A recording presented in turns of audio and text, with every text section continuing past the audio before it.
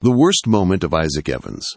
Life did not happen in private. It happened in front of the entire town of Willow Creek, Texas. Under a sky so bright it felt cruel. Laughter cut through the hot air, sharp and loud, and every sound seemed to land directly on his skin. At 17, Isaac was used to being ignored, but this was different. This was being seen for all the wrong reasons. Isaac was poor enough that most people looked through him like he was part of the dust. He lived with his widowed mother in a small shack near a dry creek bed. He swept floors at the general store and kept his head down. But inside him lived one impossible dream. He wanted to ride in the Willow Creek Stampede, the annual horse race that decided who mattered in this town, even if only for one afternoon. That dream should have stayed quiet. But dreams have a way of being noticed by the wrong people. Andrew Bailey noticed. Bailey was the richest man in 3 counties. His ranch wrapped around Willow Creek like a fist. He owned land, cattle, horses, and power. When Bailey heard that the poor Evans boy dreamed of racing, he did not laugh in private. He decided to make an example. The black carriage arrived without warning, polished and shining, pulled by 2 perfect bay horses. It stopped in the middle of the street and stole the shade. When Andrew Bailey stepped down, the town went silent. His eyes found Isaac like a hunter finding prey. He spoke loud enough for everyone to hear. He said a man could not race without a horse. He said he was a generous man. He said he would help a boy follow his dreams. Then his ranch hand let out the horse. It barely looked alive. Its coat was dull and broken with scars. Its ribs pushed against its skin. One leg dragged with every step, and a sick wheeze came from its chest. The smell of sickness and old wounds hung in the air. People gasped, then laughed. This was not help. This was cruelty dressed as kindness. Bailey called it a gift. The rope was shoved into Isaac's hand. The horse stumbled and nearly fell. Laughter rolled through the street, louder now, heavier. Isaac felt it crush down on him. Refuse the horse, and he would be called ungrateful. Accept it, and he would be the town joke. Isaac looked at the horse. Up close, he saw the pain. He saw hunger and fear. But in one dark eye, he also saw something else. A spark. Small, buried, but alive. It was the same look Isaac saw in his own reflection every morning. He lifted his head. He thanked Andrew Bailey. He said the horse was fine. He named him Rusty. Then he walked away, leading the limping horse through the dust while laughter followed like stones. The walk home was slow and hard. Rusty's steps dragged and shook. People stared. Isaac said nothing. By the time they reached the shack, his mother knew without asking that Bailey had been involved. She was tired, not angry. She said they could barely feed themselves. Isaac said the horse just needed a chance, even though fear sat heavy in his chest. That night, an old man came. George Wells had been a cowboy longer than most men in Willow Creek had been alive. He moved slow and spoke less. He studied the horse without pity, his hands careful and sure. He checked the bad leg, the teeth, the scars. He was quiet for a long time. Then he said the words that changed everything. This horse was not just a broken animal. This horse had once been a champion. George knew him. He knew the mark hidden under the dirt and hair. He knew who had owned him. The horse had belonged to Andrew Bailey's late wife, a woman who had loved him fiercely. After she died, the horse vanished. Now George knew why. Isaac felt the world tilt, a champion, this broken thing. Hope rose, terrifying and fragile. George said the horse was hurt, starved, and beaten down in body and mind. Fixing him would take work, it would take patience, it would take heart. Then he asked Isaac the only question that mattered. Did he have the grit to try? Before Isaac could answer, someone else stepped out of the shadows. It was Sarah Bailey, Andrew Bailey's daughter. She looked scared and ashamed, holding a small bundle of supplies. She said she saw what her father had done. She said the horse had been her mother's. She said she could not let him die forgotten. In that quiet moment, under a single lantern, a secret promise was made. Isaac would give the horse his stubborn heart. George would give his knowledge. Sarah would give what help she could.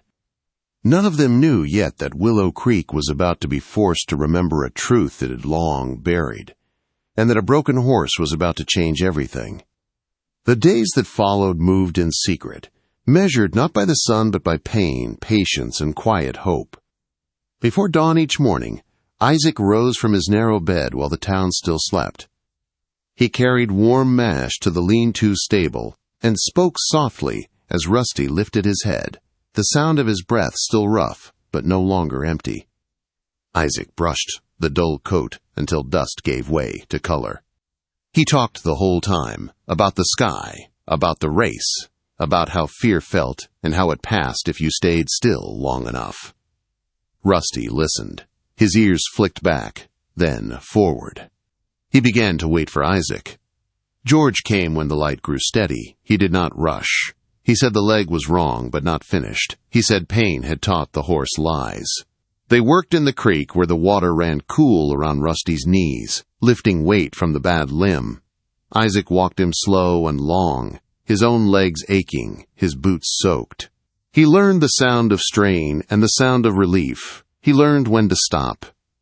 There were setbacks. One morning the leg was hot and swollen again. Isaac sat on an upturned bucket and felt the world cave in. He said he had failed. George told him he was wrong.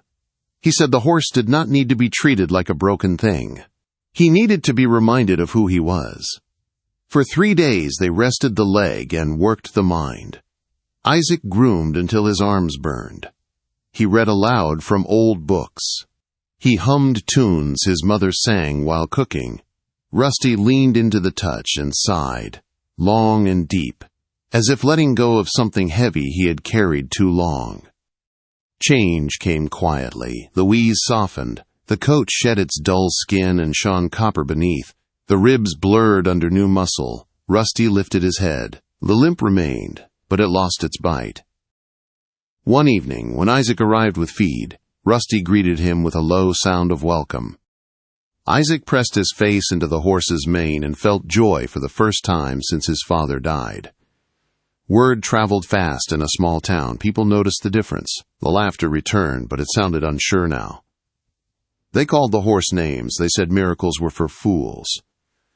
Isaac kept walking, kept working. A rancher offered money to make Isaac quit the race. It was more cash than Isaac had ever seen. It would have fixed the roof and filled the pantry. Isaac looked at Rusty, saw the steady fire in his eye, and refused. Pride hurt, but it also held him upright. The day before the race, Andrew Bailey arrived on a black stallion, tall and terrible. His voice was low and sharp. He said the horse was a mistake, a joke that had gone too far. He said Isaac would not race. He threatened the shack, the land, the small safety Isaac's mother clung to. For a breath, Isaac wavered. Then Rusty pinned his ears and rumbled, standing between Isaac and the man who had tried to erase him. Isaac said they would race. Race day came heavy and hot. The track buzzed with noise and dust. Isaac rode bareback, knees tight, rope reins rough in his hands. Rusty's coat shone, but the limp returned as the crowd watched. The pistol cracked. The horses surged. Rusty stumbled. They fell behind at once. Laughter roared. The backstretch stretched long and cruel. Rusty's breath tore from his chest. He slowed. He wanted to stop. Isaac felt the quit rise and did not fight it with force. He leaned forward and whispered. He spoke of wind and memory. He spoke of the woman who had loved this horse and danced with him. He asked him to run for himself. Something broke loose. The limp vanished like a bad dream. Power coiled and released. Rusty surged forward, stride smooth and strong. They passed one horse, then another. The crowd went quiet, then loud in a new way. Shock replaced mockery. Rusty flew. They rounded the final turn, chasing only 2. The black stallion led, whipped hard. Rusty drew even, then edged ahead. The finish rushed toward them. With one last stretch of heart and muscle, Rusty crossed the line first. Silence fell. Then the town exploded. Isaac slid off and held the horse, shaking with relief. George reached them, eyes wet. Sarah ran from the fence and laughed through tears. Andrew Bailey walked forward, old and broken, and spoke of grief and shame. He apologized. He offered amends.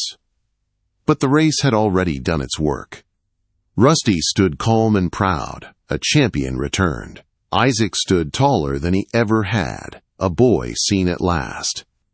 And Willow Creek, stunned and breathless, began to understand that some things rise not because they are given power, but because someone believes they are worth saving. The noise faded slowly, like thunder rolling away across the prairie. Dust settled back onto the track, and people stood unsure of what to say or where to look. Willow Creek had come to see a boy fail. Instead, it had watched a miracle run straight through its doubts. Isaac stayed close to Rusty as officials checked the finish.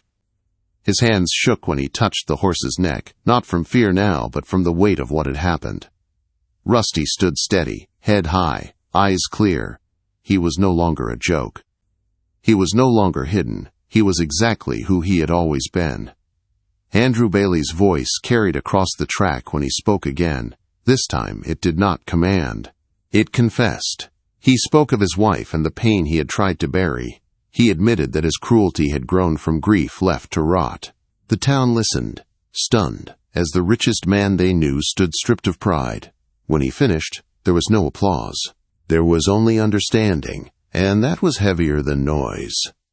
Bailey offered Isaac work and a home, a future built from apology. Isaac did not answer at once. He looked to his mother standing near the fence, her hands pressed to her mouth, tears running freely.